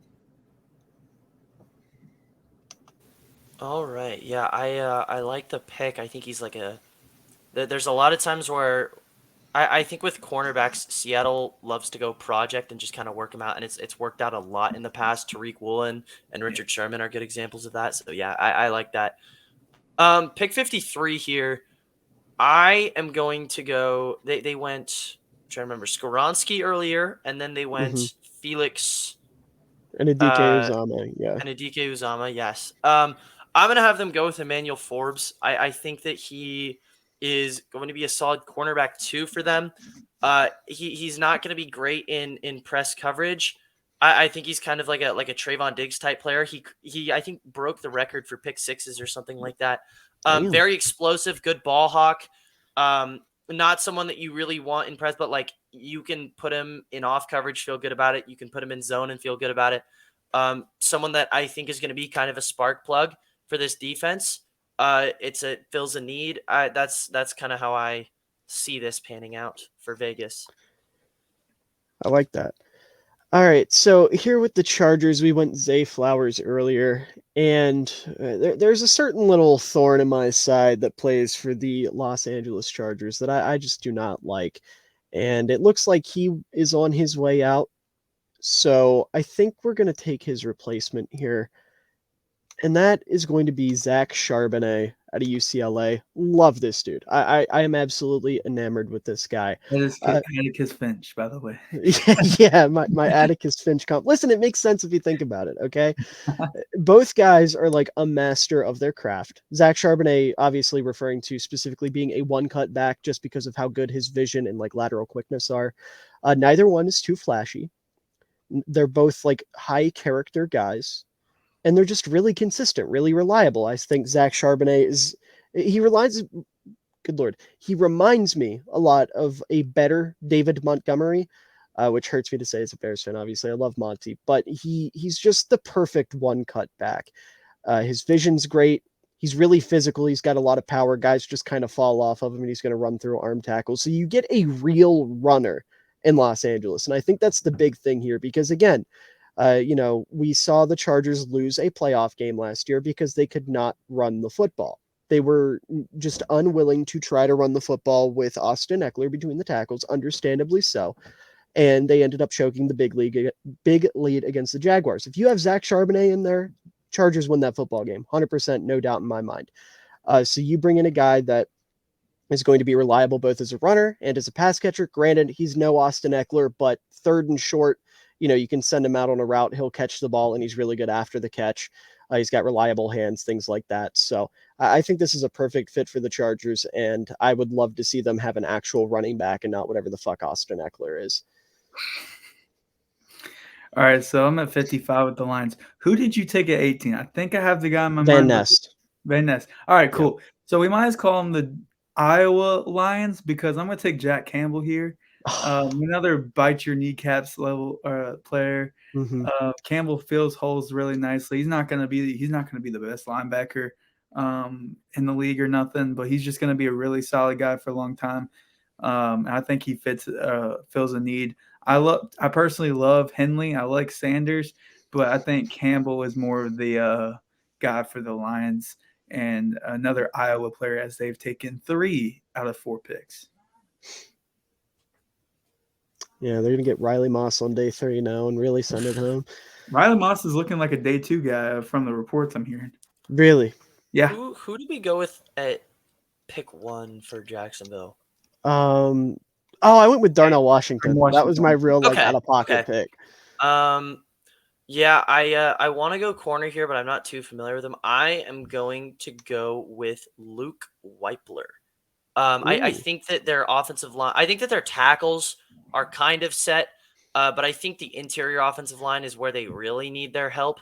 Weipler is not someone that I think is super powerful, but I think he's reliable. I think his hand placement's pretty good. I have seen him get tossed aside by Mozzie Smith, but you know my thoughts on Mozzie Smith.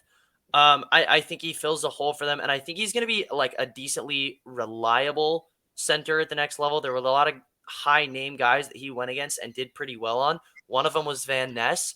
I think he did pretty well in their Georgia game against Jalen Carter. He wasn't really there.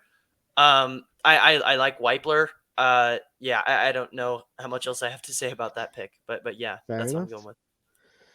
All right, so this is me with the Giants, and this one's pretty simple.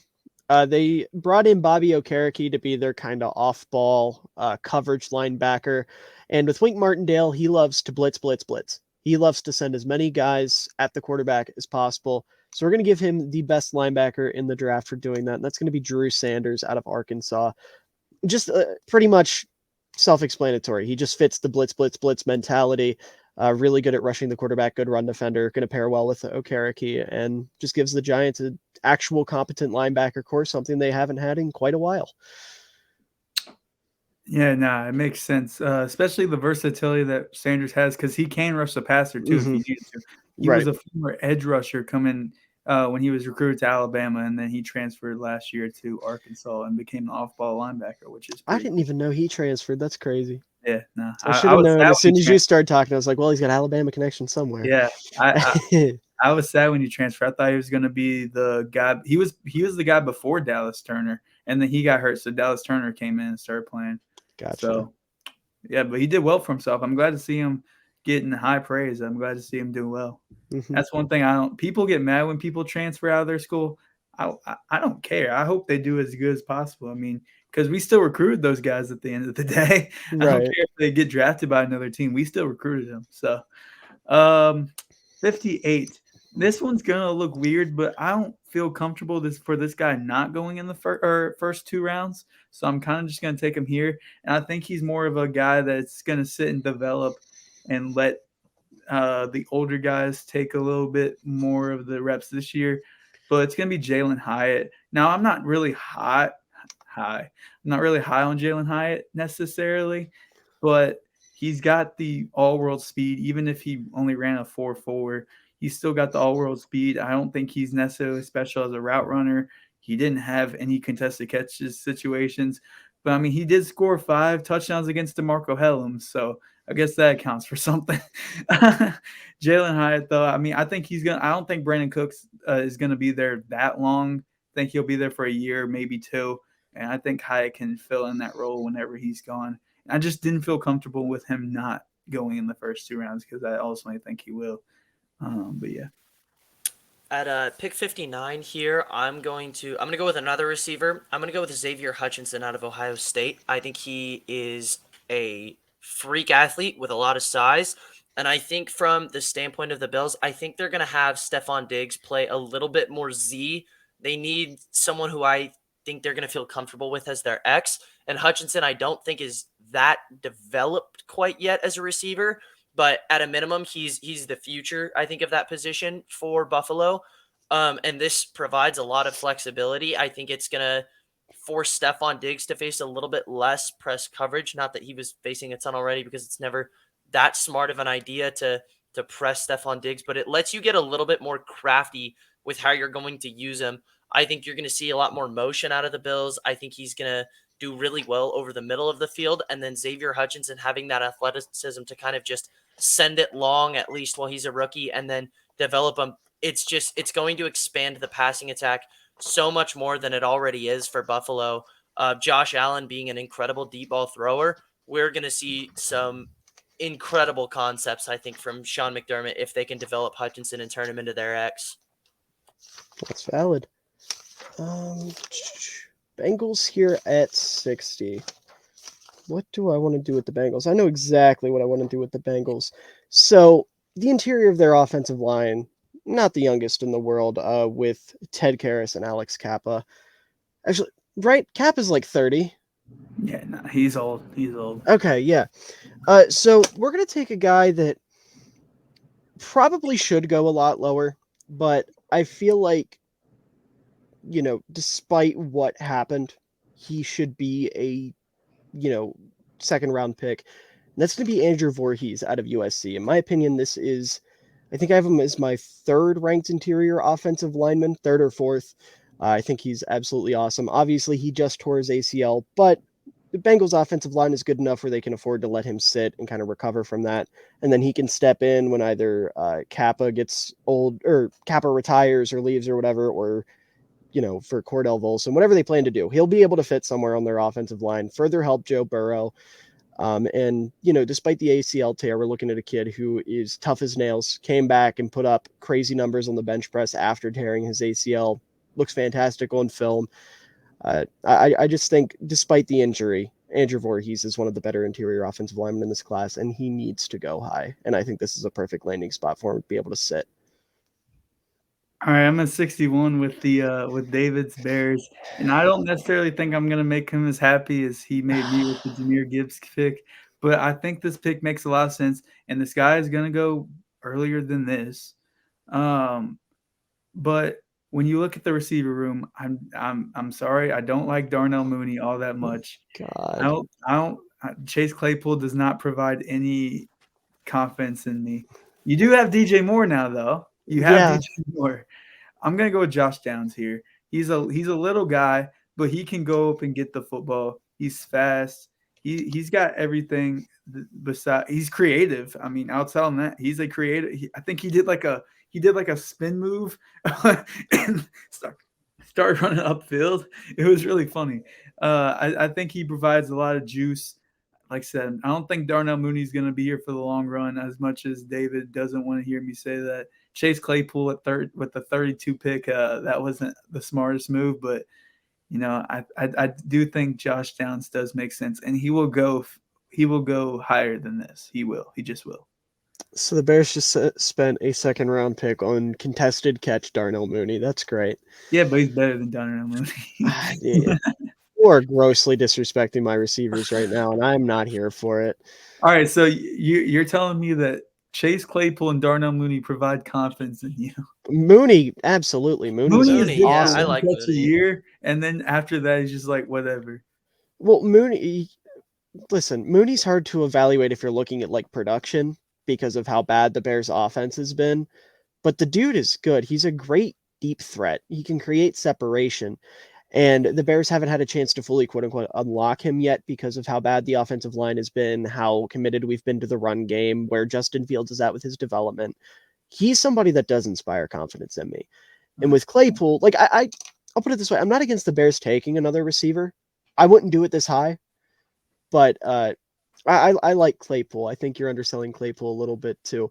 I don't like him as much as Mooney, but he didn't really get a chance in Chicago. I mean, he didn't get to learn the playbook, and then when he did, he got hurt, and he was playing with Trevor Siemian. So, like, it's hard to evaluate him as well. I don't know. I like Josh Downs just based off the fact that he's short and is good as a contested catch receiver. Like, that's funny to me. Wait, didn't you say cool. it's the next Jerry Rice? See, you're getting the next Jerry Rice at pick 61. There Sure. you Yeah, no, we're getting Darnell Mooney who Gotcha. can make contested catches while we have one edge rusher on the team. 5'2" Darnell Mooney. Right. go. I'm getting UNC Darnell Mooney. It's okay. I love Darnell Mooney so much. I'm getting you UNC Yeah, Darnell well, we're making honorary pick 64 just because you royally fucked me at 61. Okay. Pick 62. It might look like kind of a weird pick because the Eagles have a pretty good tight end on their roster right now. But I'm going to take another one. I'm going to go with Sam Laporta out of Iowa, He's already gone.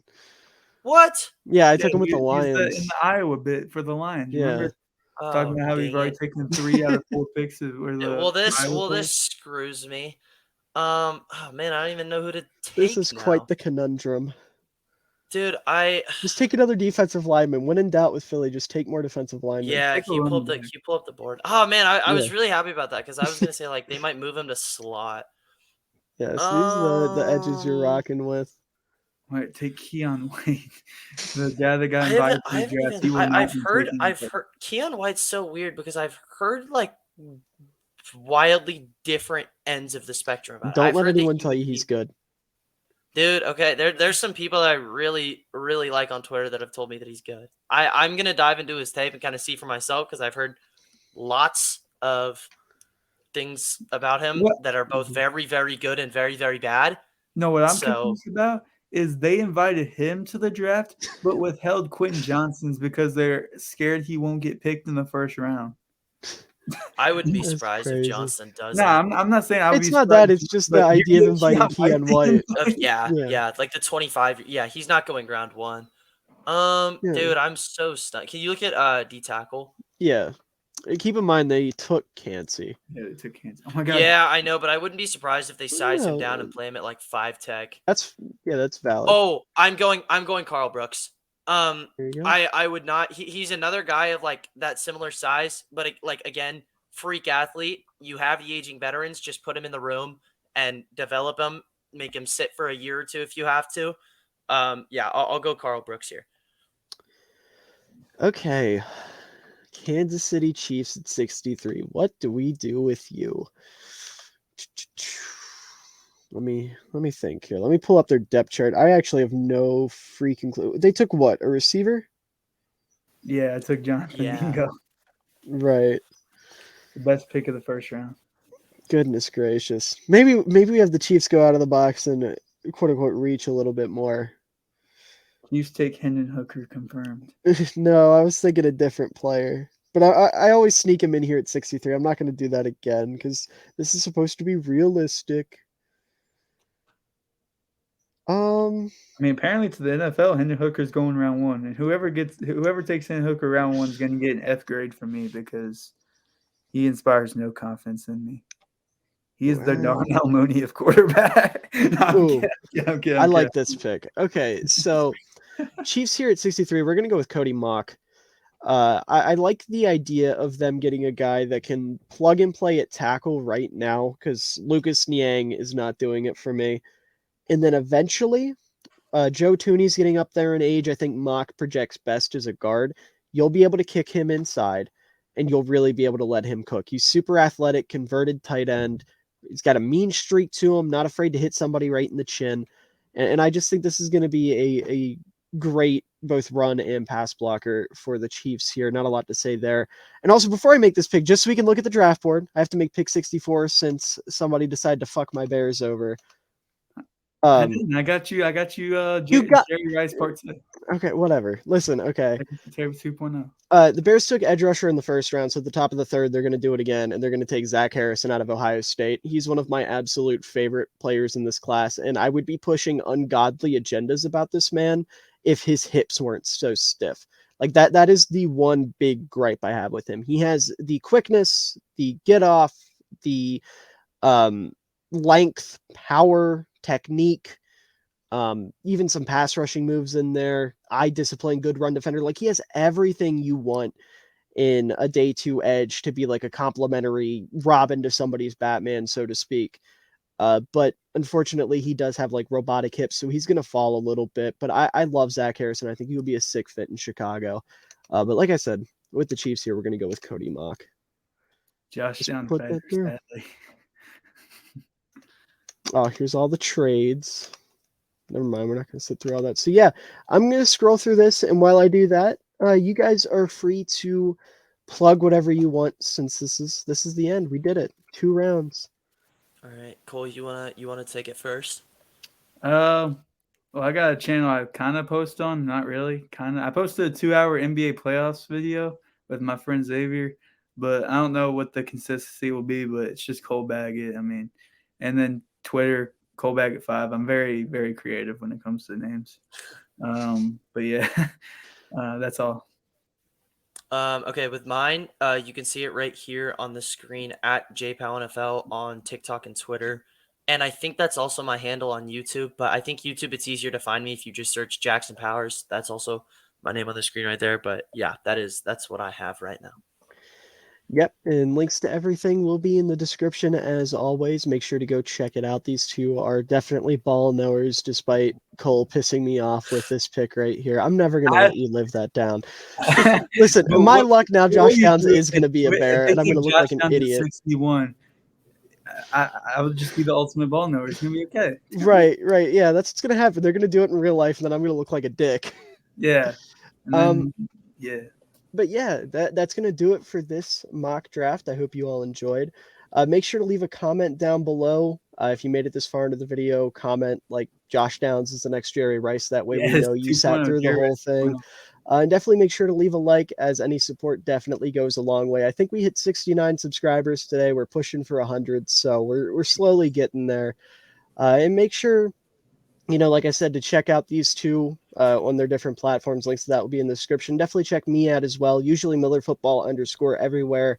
I think Instagram's the only thing that's different. It's MillerFootball_ for some reason. But links to that will all be in the description as well. But yeah, that's going to do it for this mock draft. I hope you all enjoyed. And to everyone out there, as well as the two wonderful gentlemen joining me today, I hope you all have a wonderful day, night, evening, afternoon, whatever time of day it is for you. I hope you enjoy it because you're all wonderful people and you deserve it.